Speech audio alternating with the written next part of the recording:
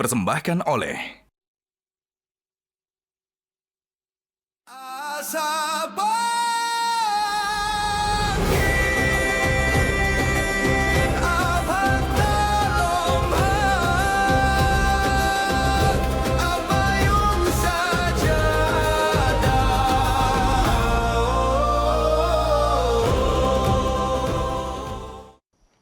Bismillahirrahmanirrahim. Assalamualaikum warahmatullahi wabarakatuh. Waalaikumsalam warahmatullahi wabarakatuh. Prof. Din, dari hari pertama hingga hari ini sudah banyak local wisdom yang antum bahas dan kita dengarkan dan kita pelajari. Namun saya belum pernah mendengar ada local wisdom dari daerah Madura yang sudah dibahas. Oh, ada. Madura ini suku penting.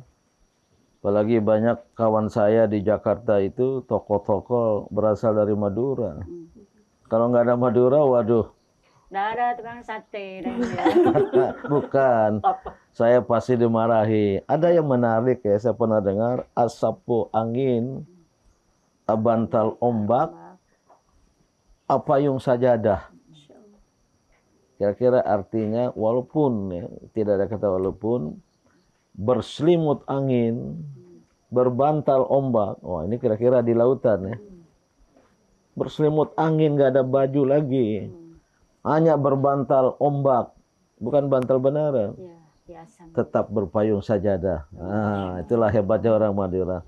Lebih bagus kita tanya ya. Kebetulan ada sahabat dekat saya ya, Profesor Dr. Didi Junaidi Rahbini. Ya. Beliau asli Madura, seorang intelektual muslim, ekonom terkemuka Indonesia, pernah menjadi anggota DPR RI, dan sekarang menjabat sebagai rektor Universitas Paramadina di Jakarta sana. Biarlah beliau menjelaskan sambil mungkin kita minta membacanya menurut logat orang Madura ya. Bila perlu dilakukan. Silakan Profesor Didi Rahbini. Bental ombak, sapo angin salanjenga, oleh ulang paraona ala jere, oleh ulang ala jere ka Madura. Di bait pertama tadi ya, bental ombak, sapo angin. Ini menggambarkan perjuangan kehidupan nelayan yang mencari nafkah, ya, kemudian mengembara dengan perahu layarnya, baik itu terutama untuk mencari ikan atau menyeberang ke Pulau Jawa, ya, di mana perahu dan laut itu adalah instrumen kehidupan manusia. Ombak dan angin adalah latihan, ya, sparring partner dalam kehidupan, ya. Jadi pesannya dalam nilai-nilai kedaharan itu adalah hidup itu penuh ujian dan tetap harus berjalan, ya. Jadi nilai keberanian menentang ombak untuk mencapai kehidupan sebenarnya punya makna berani mengambil resiko, ya, gigih bekerja dan tidak mudah menyerah. Itulah spirit orang Madura, yaitu merantau ke segala daerah, ya, sampai di Bawean dan sampai di Singapura. Ada orang Madura di sana. Itulah gambaran filosofis dari bait-bait lagu itu. Benarlah ya. Apa yang kita duga-duga tadi itu. Ini falsafah orang Madura. Walaupun berselimut angin di tengah lautan dan hanya berbantal ombak, tetap ingat Tuhan, tetap membawa sajadah, berpayung sajadah. Inilah pepatah dari Madura yang sangat mencerahi kita semua.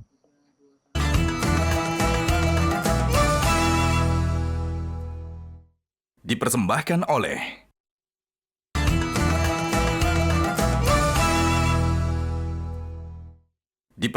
oleh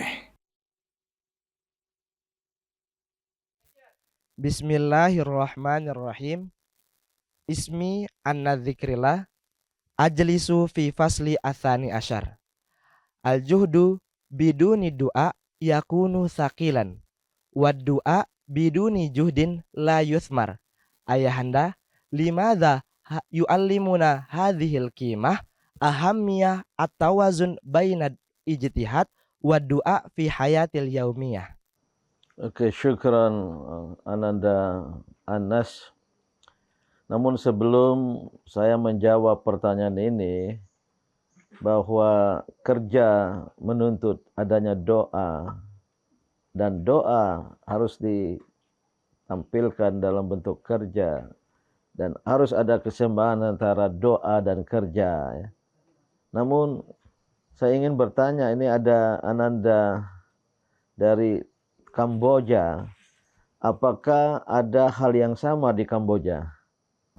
Ada ayahanda. Min priak nung cet mengklaj tuk lumba. Artinya jika Tuhan ada di dalam hati, kita tidak akan takut. Oh, bagus ya. Terima kasih. Ini kita sekarang tetap setiap tahun ada santri dari luar negeri ya. Timur Leste, Kamboja, Thailand, Filipina, Taiwan, bahkan dari Rusia di pesantren kita ini ya. Benar adanya ya doa dan kerja. Ada ungkapan bahasa Latin. Ora et labora. Ora et labora, artinya Bekerja dan berdoa. bekerja dan berdoa. Kita bekerja, berjuang dalam hidup ini harus disertai doa. Baik untuk menambah keberkahan. Berkah itu adalah kebaikan tambahan dari Allah atas kebaikan yang sudah ada dalam diri kita. Ditambah oleh Allah ziyadatul khair. Itulah berkah, mabruk. Maka kerja yang disertai dengan doa seperti pepatah Latin tadi, ora et labora, ya. Bekerja dan berdoa. Ini harus kita tampilkan, dan juga sebisa sebaliknya. Ya. Mungkin bahasa Latinnya labora et ora. Berdoa dan bekerja. Karena jangan hanya berdoa, meminta rezeki, bukan seperti meminta hujan emas dari langit. Tapi harus bekerja. Apalagi di saat ini harus diseimbangkan. Terserah mana yang duluan. Mau bekerja dulu, berdoa. Atau berdoa dulu, bekerja. Atau bekerja sambil berdoa. Jangan lupa Tuhan. Jangan lupa Allah Subhanahu wa Ta'ala. Seperti pada pepatah Madura ini, walaupun angin kencang dan kita hanya berselimut angin, walaupun ombak dan kita hanya berbantal ombak, jangan lupa sajadah memayungi kita. Dari Kamboja tadi menarik sekali ya, yaitu jika kita merasa hadirnya Allah, maka kita akan sukses dan tidak akan takut dalam menghadapi kehidupan ini. Oh ya Ayahanda, kalau kita melihat di masyarakat, ada sebagian dari kita berpendapat bahwasanya hanya mengandalkan Tuhan tanpa adanya bekerja. Nah, menurut pendapat Ayahanda, dengan hal demikian apa yang harus kita lakukan Ayahanda sebagai manusia atau sebagai orang yang mengetahui hal tersebut? Itu pengaruh dari teologi di kalangan Islam, umat Islam yang dikenal dengan Jabariyah, yang memang berkembang di kalangan ulama, khususnya mutakallimun ya, yang berpendapat bahwa hidup manusia ini sudah ditentukan, terpaksa ya, sehingga mereka tidak punya ruang bagi berbuat, bagi berkehendak ya. Berbeda dengan teologi yang seberang, free will, free act, dalam arti bahwa manusia diberi kebebasan untuk berkehendak dan berbuat. Maka kita harus bekerja untuk mengubah hidup kita. Allah tidak akan mengubah keadaan dari seseorang hamba, dari sesuatu kelompok, kecuali mereka sendiri mengubah apa yang ada dalam diri mereka sendiri. Itulah free will, free act. Ada kebebasan berkehendak dan berbuat. Jadi kalau ada anak muda, masyarakat, umat Islam yang seperti digambarkan tadi, mungkin terlena dengan paham teologis, apalagi ditambah dengan nilai-nilai budaya di daerah-daerah kita menerima keadaan, menerima nasib, nerimo, maka kita tidak akan bisa berbuat. Oleh karena itulah pepatah dari Madura ini, termasuk tadi didukung dari Kamboja, kita harus bekerja, bergerak, bekerja, namun tetap bermohon kepada Sang Pencipta yang memberi kita kekuatan dalam hidup ini.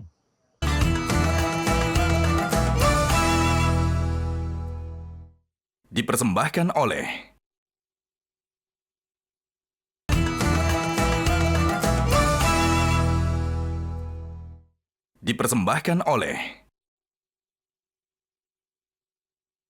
Mas, ini pepatah Madura ini persis sekali dengan ajaran Islam bahwa kita ini harus bertawakal kepada Allah dalam setiap usaha. Dan tidak ada kesuksesan itu tanpa melalui beberapa ujian. Sehingga hasilnya pun kalau dengan melewati beberapa ujian akan menjadi lebih baik. Dalam ayat Quran ini, wa may yatawakkal 'alallah fa huwa hasbuh. Yang sebelumnya ada wa yarzuqhu min haitsu la yahtasib. Artinya semua itu ada usahanya. Pepatah juga banyak yang mengatakan may yazra yahsud. Tidak mungkin ada orang berpanen ria tanpa dia menanam sebelumnya. Iya. Ini tidak Sangat bisa. kuat ya, pesan Islam agar kita bertawakal, menyerahkan diri dan segala urusan kepada Allah. Namun ajaran tawakal itu harus diawali dengan usaha. Maka dalam Al-Quran, fa'idha azamta fatawakkal Allah. Jika kamu telah berazam, bertekad, berarti bekerja. Tawakal. Jadi tawakal setelah usaha, setelah kerja. Ini penting sekali, dan pesapa Madura ini ya, karena orang Madura ini sangat religius ya. Di mana-mana bawa Tuhan. Di sini di mana-mana bawa sajadah. Dan pekerja keras orang Madura. Dan pekerja keras ya. Ada sekarang di seluruh pelosok kota itu ada toko Madura.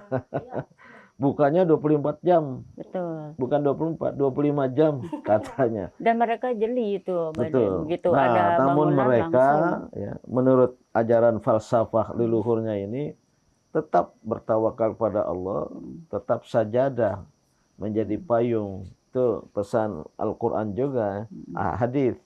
Ittaqillaha haitsuma kunta wa atbi'is sayyi'atal hasanata tamhuha. Iya. Wa khaliqin nas. Bertakwalah kepada Allah dimanapun Ya. kamu berada.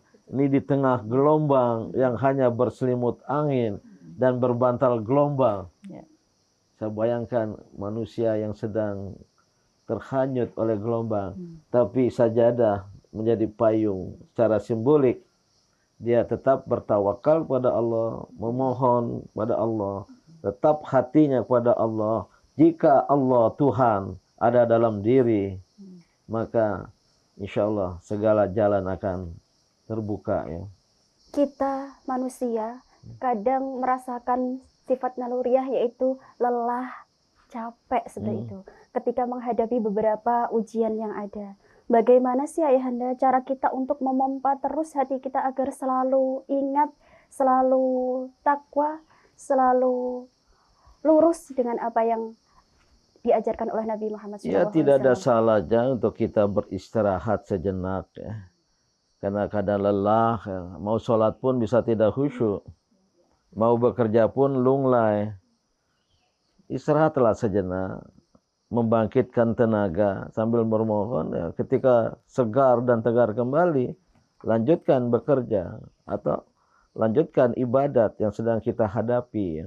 Islam ini sangat mudah ya, memberi dispensasi, memberi rukhsah pada kita. Walaupun dalam beragama, beribadat jangan mudah-mudahkan. Tapi Islam agama tidak mempersulit. Yang penting hadirkan Allah dalam diri. Ini yang paling penting. Hadirkan Allah dalam diri. Itulah ihsan. Ma'iyatullah. Kebersamaan dengan Allah.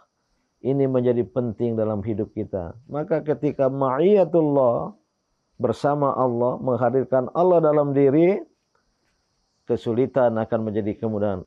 Maka anak-anak muda, para santri, jadilah orang yang bergairah, bersemangat, bekerja, menuntut ilmu, bekerja, berjuang. Insya Allah nanti pada usia dewasa dan tua akan menjadi orang yang berguna, bermanfaat ya, dalam hidupnya ini. Ada ungkapan dalam bahasa Arab Al-Qiyam Al-Khadariyah yang mungkin sudah dipelajari.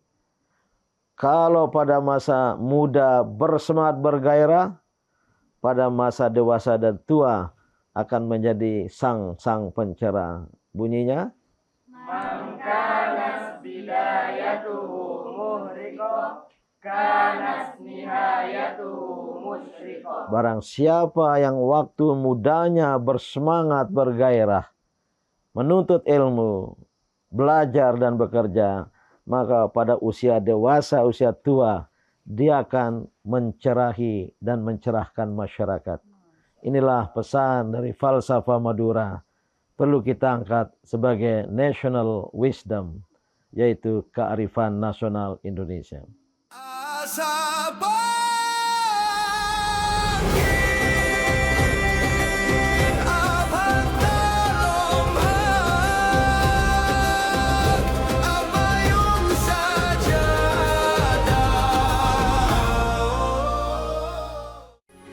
Metro TV.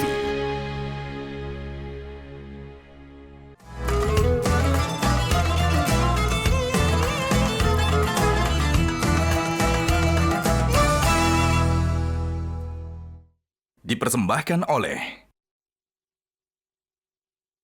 Jelajahi cara baru mendapatkan informasi. Download Metro TV Extend sekarang.